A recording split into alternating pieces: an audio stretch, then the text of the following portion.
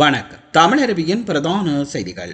இன்று 2ஆம் தேதி ஜூலை மாதம் 2026 ஆண்டு வியாழக்கிழமை. இன்றைய பிரதான செய்திகளுக்குள் உங்களை அழைத்துச் செல்லும் நான் மலரவன். இன்றும் பிரதான செய்திகள் வாயிலாக தாயகம் மற்றும் சர்வதேச செய்திகளோடு இணையலாம். முதலில் தாயக செய்திகள்.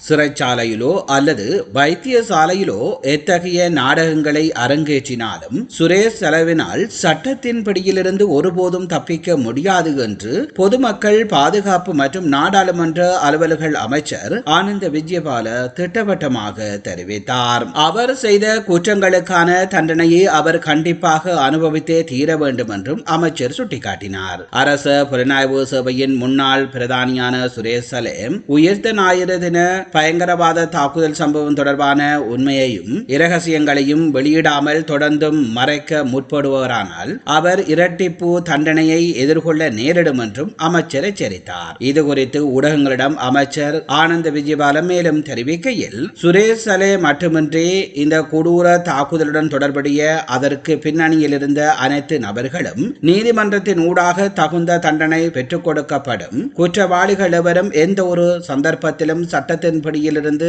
தப்பி பிழைக்க முடியாது என்றும் அவர் தெரிவித்துள்ளமை இங்கே குறிப்பிடத்தக்கது.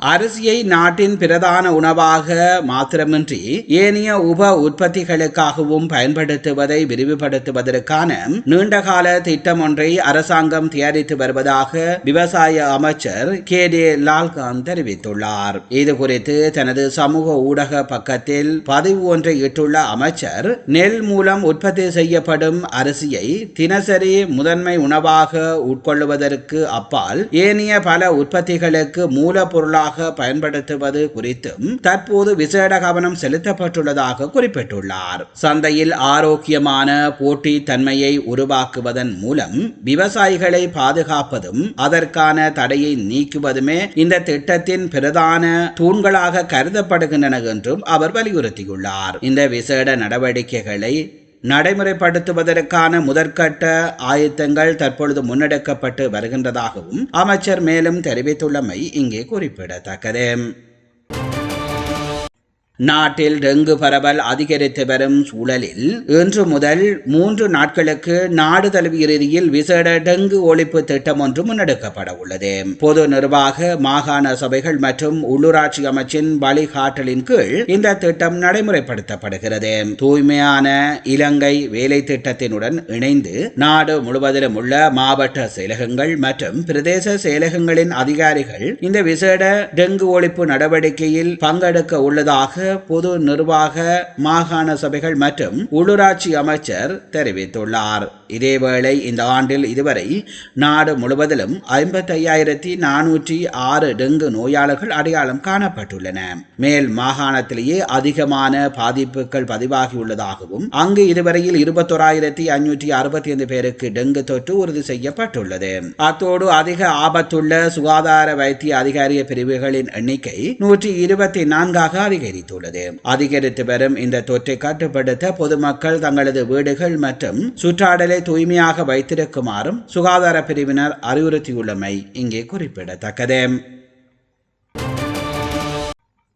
முல்லைத்தீவு மாவட்டத்தின் கரதுரைப்பற்று பிரதேச செயலாளர் பிரிவுக்கு உட்பட்ட கேப்பாபுலவில் இராணுவத்தினால் ஆக்கிரமிக்கப்பட்டுள்ள தமது பூர்வீக காணிகளை விடுவிக்க கோரி மக்கள் முன்னெடுத்து வரும் தொடர் போராட்டம் 8வது நாளாகவும் தொடர்ந்தும் நடைபெற்று வருகின்றது.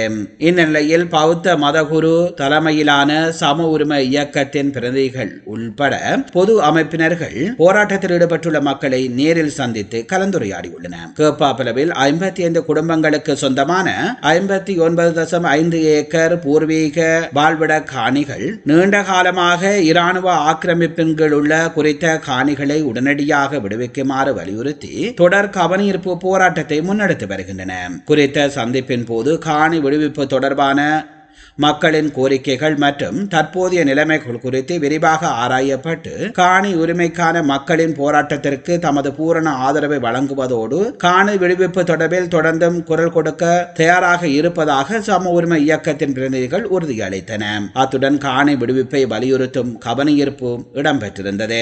இதன்போது தேசிய பாதுகாப்பிற்கு எவ்வித பாதிப்பும் ஏற்படாத வகையில் இராணுவம் தற்போது பயன்படுத்தி வரும் பகுதிகளை மாற்று அரசு அல்லது பொது காணிகளுக்கு மாற்றி மக்களின் பூர்வீக வாழ்விடங்களை உரிய உரிமையாளர்களிடம் மீள ஒப்படைக்க நடவடிக்கை எடுக்குமாறு போராட்டக்காரர்கள் கோரிக்கை விடுத்தனர். இந்த கலந்துரையாடல் மற்றும் கவனஈர்ப்பு நிகழ்வில் சம உரிமை இயக்கத்தின் பிரதிநிதிகள், இளைஞர்கள், சிவில் சமூக செயற்பாட்டாளர்கள் மற்றும் பொதுமக்கள் என பலரும் கலந்து கொண்டிருந்தனர். கேப்பாப்புலவு மக்களின் காணி உரிமை போராட்டம் தொடர்ந்தும் கவனம் பெற்று வரும் நிலையில் விரைவான தீர்வை எட்ட வேண்டும் என்ற எதிர்பார்ப்பு போராட்டத்தில் ஈடுபட்ட மக்களிடையே வலுத்து வருகின்றமை இங்கே குறிப்பிடத்தக்கது.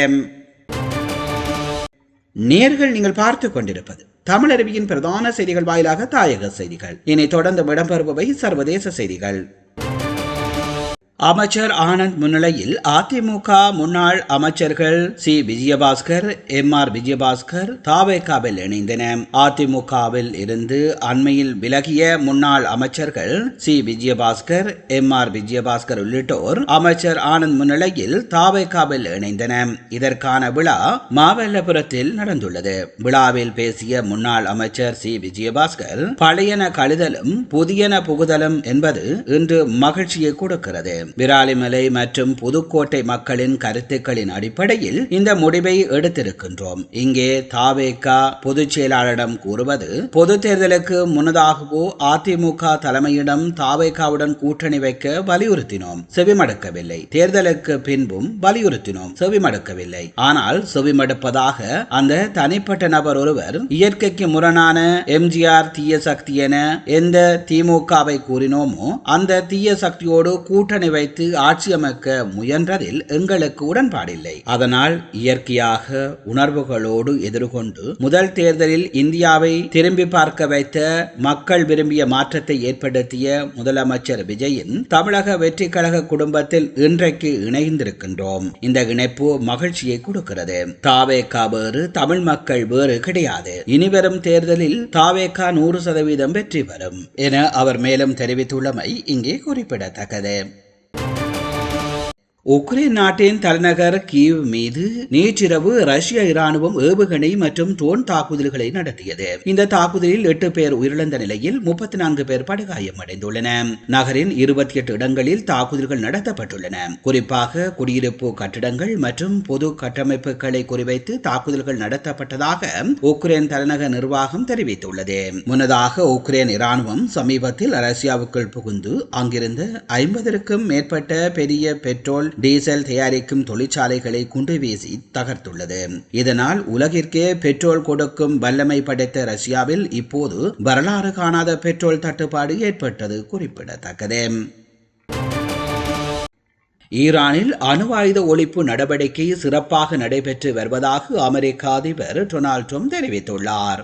செய்தியாளரிடம் பேசிய அவர், அண்மையில் ஈரான் மீது 3 நாட்கள் தாக்குதல் நடத்திய போதும் அந்த நாட்டுடன் சுமூக உறவு நீடிப்பதாக கூறினார். தெஹ்ரான் நகரில் நடைபெற்ற போர் நிறுத்தம் குறித்த பேச்சுவார்த்தை முன்னேற்ற நிலையில் இருப்பதாகவும் தெரிவித்தார். இரு நாடுகளுக்கு இடையே முன்பு இருந்த பதற்ற நிலை தற்பொழுது இல்லை என்றும் அணு ஆயுதமற்ற ஈரானை உருவாக்குவதே தங்களது இலக்கு என்றும் அதிபர் ட்ரம்ப் தெரிவித்துள்ளார்.